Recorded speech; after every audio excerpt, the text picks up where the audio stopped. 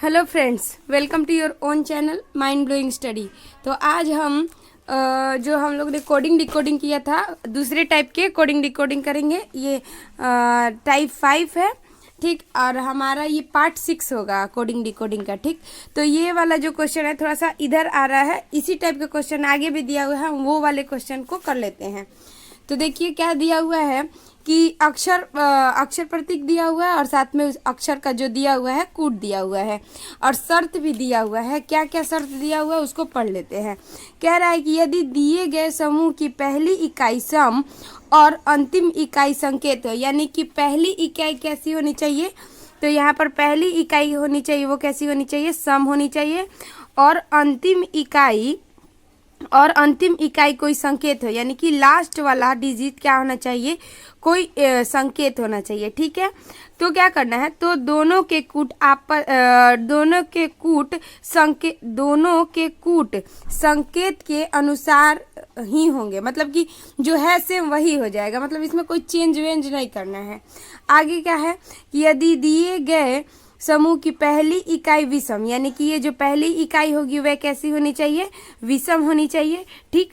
और अगला बोल रहा है कि इकाई विषम और अंतिम इकाई सम हो, तो यानी लास्ट वाला कैसा होना चाहिए, सम होना चाहिए, ठीक है। फिर कह रहा है तो उनके कूट आपस में बदल जाएंगे, यानी इसका कूट ये और इसका कूट ये, और इन दोनों में क्या था, जो जैसा था उसको वैसा ही लिखना है। आगे तीसरा क्या है कि यदि दिए गए समूह की पहली और अंतिम इकाई संकेत हो, यानी कि फर्स्ट वाला भी संकेत होना चाहिए और लास्ट वाला भी क्या होना चाहिए, तो संकेत होना चाहिए, ठीक। तो दोनों का कूट x होगा, यानी कि ये अगर इस तरीके से, तो दोनों का कूट इसके अनुसार ना करके हम सिर्फ x लिख देंगे, ठीक। अब आते हैं क्वेश्चन के ऊपर। अगला क्वेश्चन क्या दे रहा है कि क्वेश्चन दिया हुआ है 9 9 1 2 4 और एक प्रतीक दिया हुआ है, उसके बाद यहाँ पर दिया हुआ है 6। अब पहले देख लीजिए कि जो शर्त है उसके अनुसार कुछ काम कर रहा है या फिर नहीं। तो शर्त था कि विषम होना चाहिए फर्स्ट वाला और लास्ट वाला क्या होना चाहिए, सम। जैसा कि हमारा सेकंड शर्त था, उसमें बोला था कि फर्स्ट वाला विषम और लास्ट वाला क्या होना चाहिए, सम होना चाहिए। तो उस तरीके से तो ये है, तो इसका मतलब इसका 9 का कूट 6 वाला होगा और 6 वाला क्या हो जाएगा, 9 वाला हो जाएगा, और बाकी सबका जैसा है वैसा लिख देंगे। तो देखिए यहाँ पर 9 का क्या कूट था, तो 9 का कूट ई था ना उसका, तो 6 की जगह पे ई लिख देंगे, ठीक है। और 6 का कूट क्या था, जे था, तो 9 की जगह पे क्या लिख देंगे, जे। अब उसके बाद जैसा है वैसा लिख देंगे। तो अब 1 के लिए क्या है, तो देखिए यहाँ पर 1 के लिए क्या है, एफ है, और 2 के लिए क्या है, तो 2 के लिए आर है, 4 के लिए क्या है, तो 4 के लिए आई है, और इस तरीके से प्रतीक था उसके लिए क्या था, भी था। तो ये रहा इसका आंसर हो जाएगा, ठीक। तो इसका जगह JFRIVE, ये वाला इसका क्या हो जाएगा, आंसर हो जाएगा, ठीक। अब आते हैं नेक्स्ट की तरफ। अगला देखिए क्या दिया हुआ है, परसेंटेज 4 1 8 7 और स्टार, ये दिया हुआ है, ठीक। अब यहाँ पर देखिए फिर अब शर्त पहले पढ़ लीजिए कि शर्त हमारा तीसरा वाला क्या दिया हुआ था कि जो पहला और अंतिम दोनों अगर संकेत हुआ तो उसका कोड क्या हो जाएगा, x लिखेंगे। यानी कि यहाँ पर देखिए पहला भी परसेंटेज और लास्ट वाला क्या है, स्टार, यानी कि दोनों ही क्या है, संकेत है, तो इसका मतलब इसका भी x होगा और इसका भी क्या होगा, x ही होगा। अब यहाँ पर आते हैं, यहाँ पर अगर हम आएंगे तो ऑप्शन के अनुसार अगर मिलाने जाएंगे तो ये वाला तो होगा नहीं, ये वाला भी नहीं होगा, ये वाला भी नहीं होगा, और लास्ट में और शुरू में x है, तो ये लिख सकते हैं।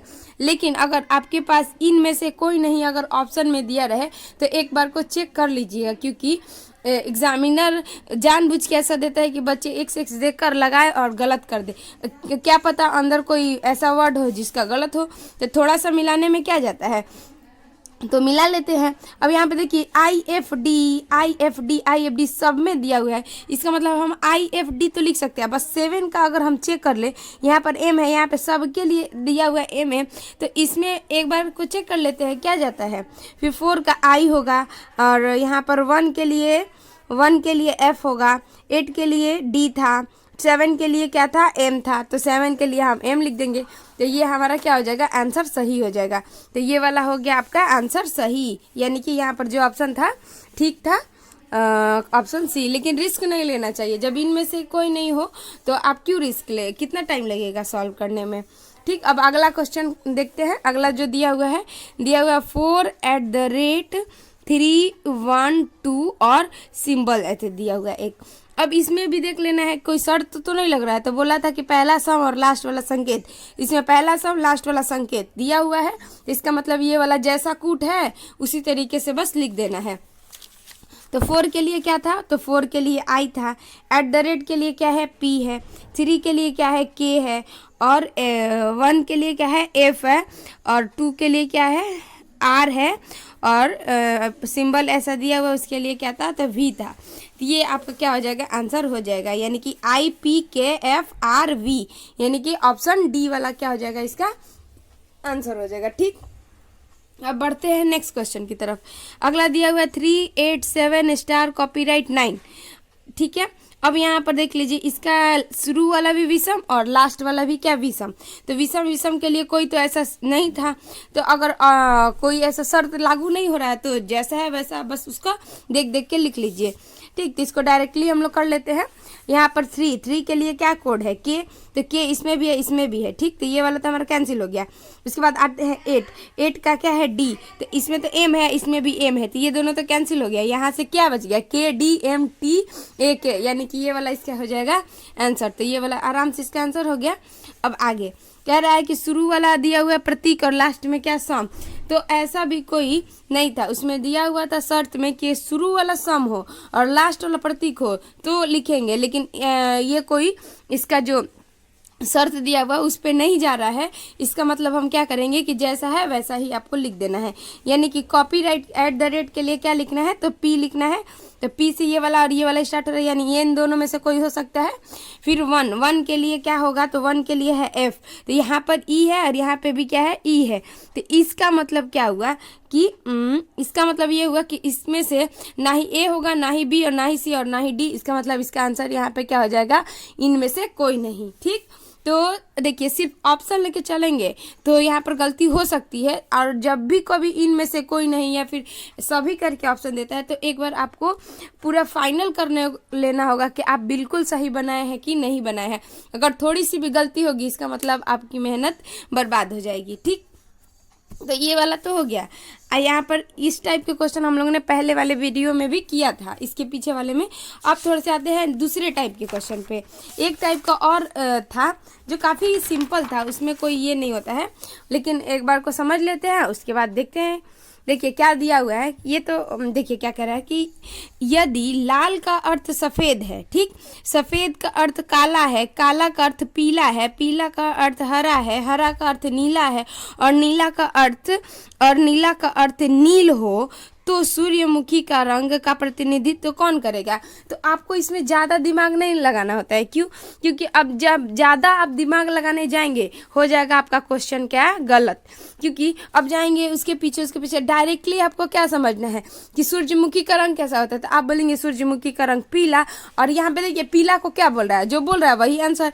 अब यहाँ पर लाल पीला ऐसे नहीं करेंगे, बस दिमाग में डालिए कि सूर्यमुखी का रंग कैसा होता है, पीला, और यहाँ पर क्या बोला है कि पीला का अर्थ क्या है, हरा, तो इसका आंसर क्या हो जाएगा, हरा। अब ये मत कहिएगा कि हरा का अर्थ नीला है तो नीला के पास जाइएगा, नीला का अर्थ नील है तो उसके पीछे, ऐसे नहीं जाना है। आपको कहाँ जाना है, डायरेक्टली जो पूछ रहा है उसका आंसर पता कीजिए और उसी का सिर्फ कोड अर्थ लिखिए। ठीक, अब आगे देखिए कह रहा है यदि नीले को हरा, हरे को काला, काला को सफ़ेद, सफ़ेद को गुलाबी, गुलाबी को लाल और लाल को नारंगी कहते हैं, तो रक्त का रंग कैसा होता है। तो आप बताइए रक्त का रंग कैसा होता है, तो आप बोलेंगे रक्त का रंग तो लाल होता है। और लाल के लिए क्या बोला है, इसमें लाल के लिए बोला है कि काला, लाल, सफ़ेद, गुलाबी, देखिए, और लाल का रंग कैसा है, नारंगी। लाल को क्या कहते हैं, नारंगी, यानी रक्त का रंग कैसा हो जाएगा, नारंगी। तो यहाँ पर नारंगी ऑप्शन में नहीं है, तो इनमें से कोई नहीं इसका आंसर हो जाएगा। ठीक, समझ में आ रहा होगा।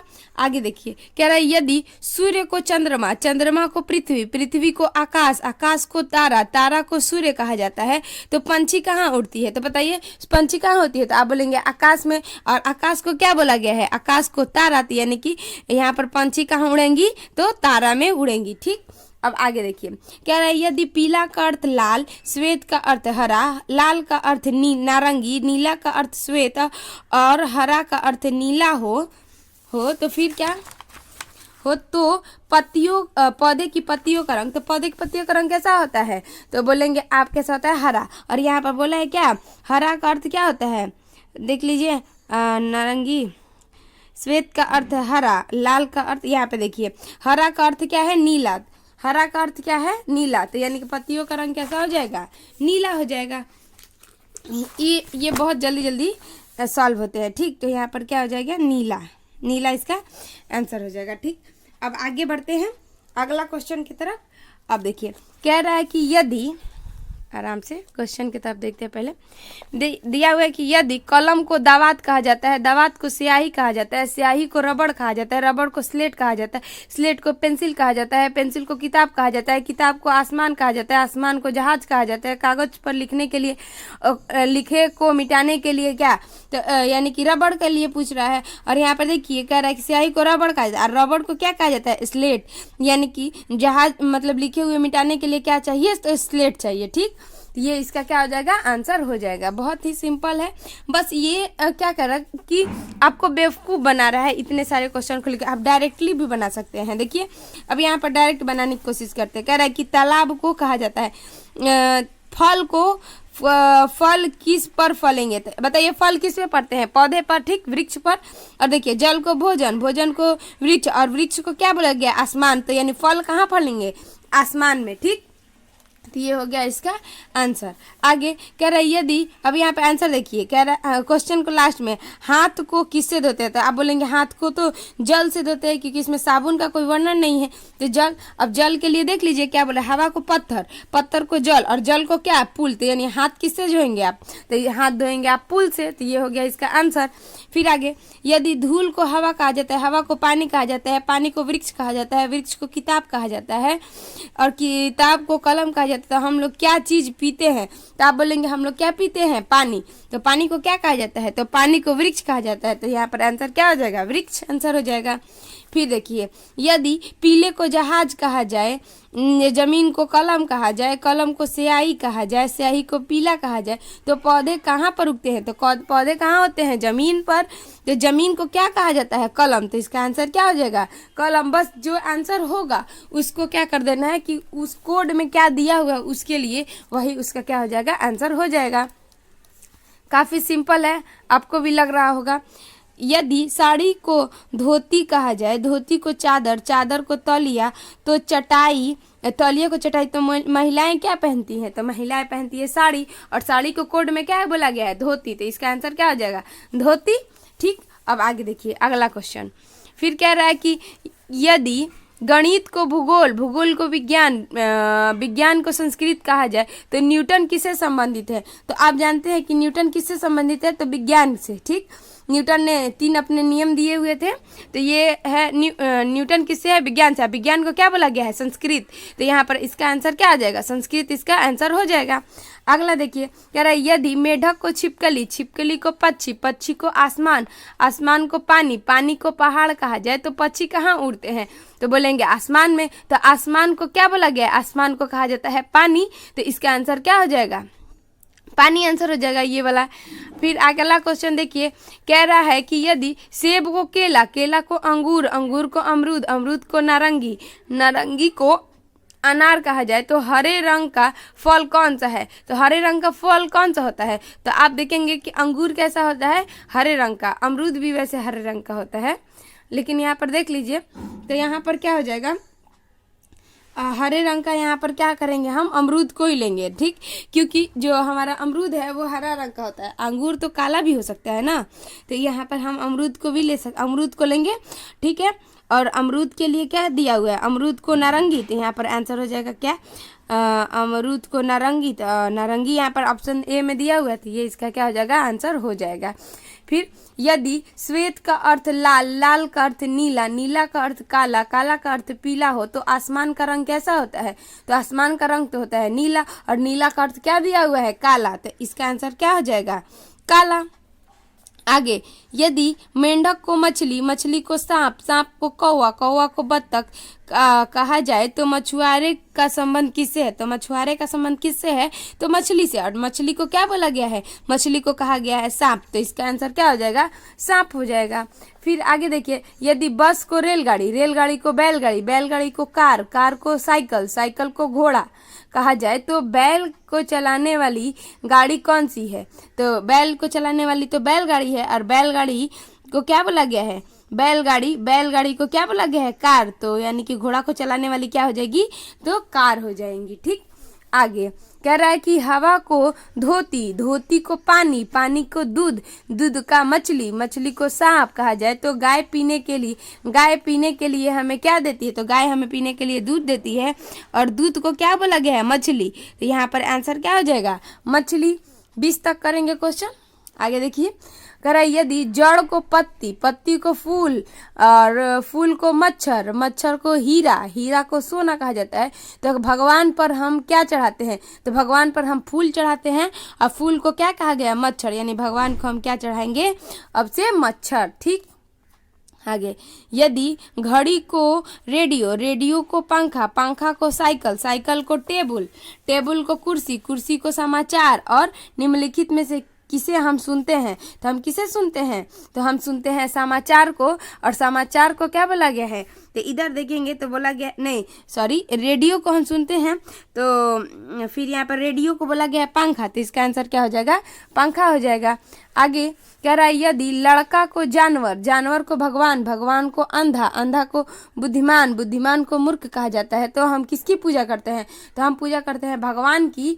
और भगवान, भगवान को क्या बोला गया है? अंधा। तो यहाँ पर आंसर क्या हो जाएगा? अंधा। तो यहाँ तक आपका हो गया, यहाँ पे 20 क्वेश्चन समाप्त।